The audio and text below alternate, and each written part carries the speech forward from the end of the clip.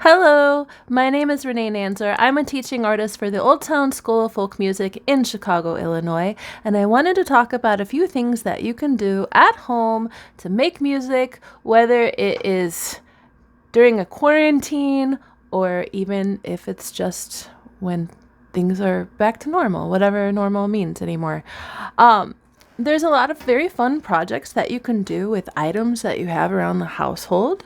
Take a old cookie tin, make sure that you clean it out inside, and you can fill it up with whatever you like. It could be dried rice or beans or sand or rocks or old keys.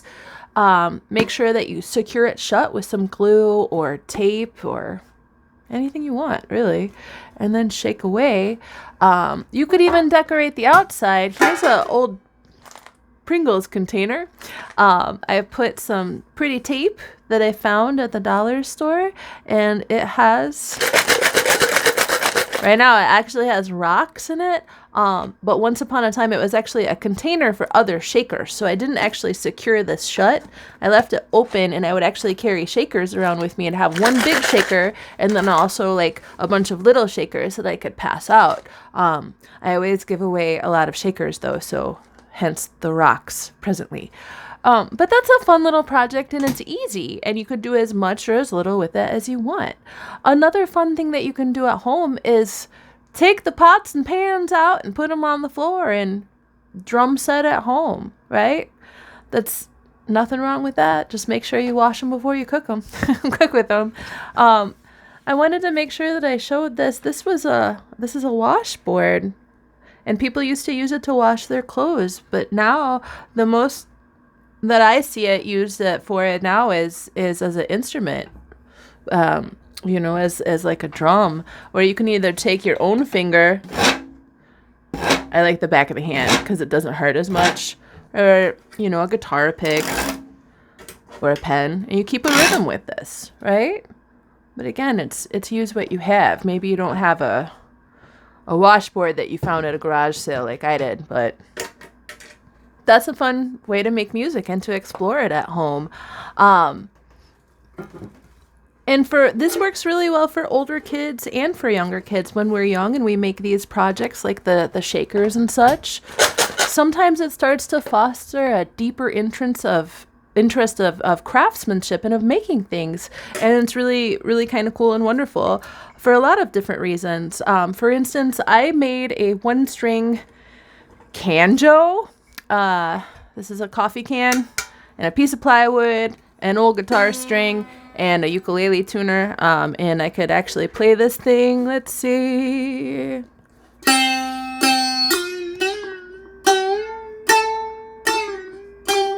Twinkle, twinkle, little star. See, I told you.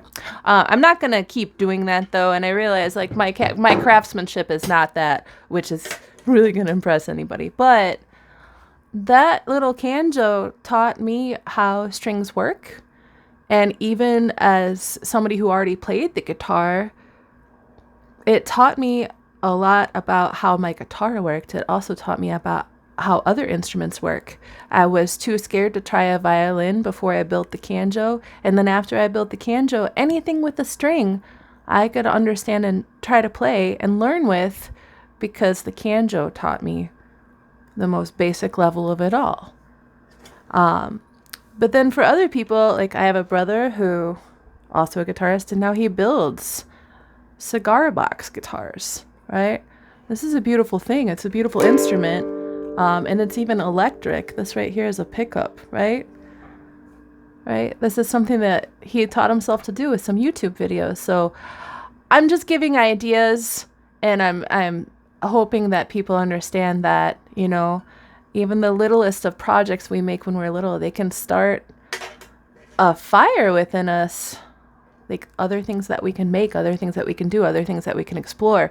And even if we start to build our own cigar box guitar, and maybe we use rubber bands and such, maybe the rubber bands break and it doesn't work. But that's a learning lesson in itself, that something doesn't work, because then it teaches us to go back and make it work the next time.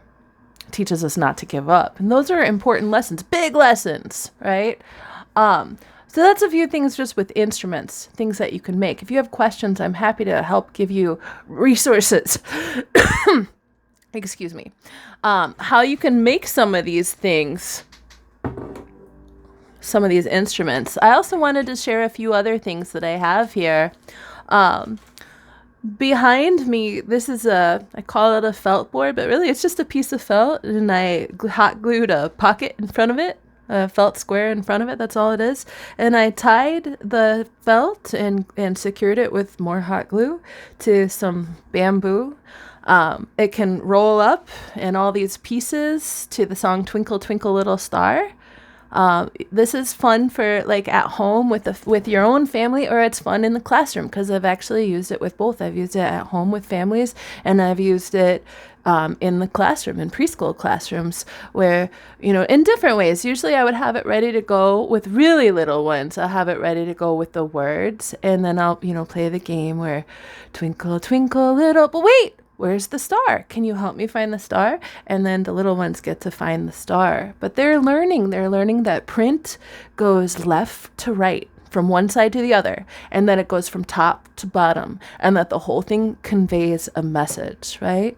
Twinkle, twinkle, little star, how I wonder, right? A word like wonder is a little bit more difficult to explain. It's a bit more abstract, but you see a picture like this, and then you even start to recognize a question, like the symbol of the question mark from a younger age. And that's that's a great thing,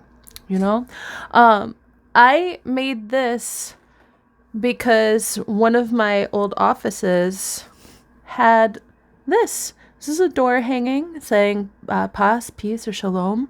And I just always thought it was beautiful. And it inspired me to make this, because I knew that this could be moved around really easily, and you could make so many different things with it, whether it's, a whole different song,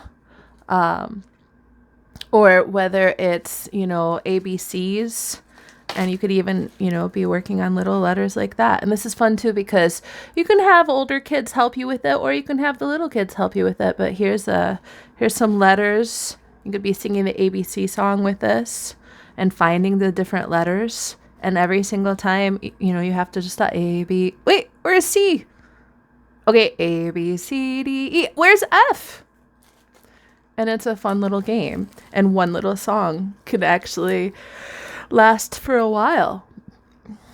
After I made the felt board here, I also made a pillow, also out of some extra felt that I had. And again, this is tied together with some pillow batting. And then this is a pocket that I made. And then this has another song where you could just hide the pictures, before bed or anything. But this is actually pictures to down by the bay. And I don't think that I found all the pictures just yet. I had started to color one of these and I didn't finish all of it. So I'll share a little bit of this. Down by the bay. And it has a picture of a bay. Where the watermelons... Or the ones that I colored, where the watermelons grow, back to my home, I dare not go, for if I do, my mother will say, have you ever seen a fly wearing the tie down by the bay? Right, so I have a few pictures that go with these songs, and it's fun because it's like a little game. Here is a bear combing his hair, or a whale with a polka dot tail.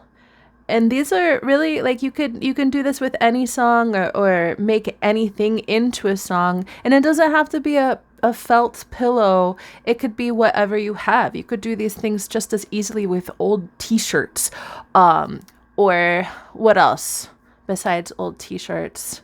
If anybody likes to quilt, or to braid, or even if you like to draw. If you have old cardboard or old magazines, you can make all sorts of books or posters or puppets. It's really endless, all the different things that we can do with the things around us once we start to see it as that, like that, in those terms. So I hope that you make music, and I hope that you make things, and I hope that everybody is happy and safe. Everybody have a great day. Thank you so much. Bye.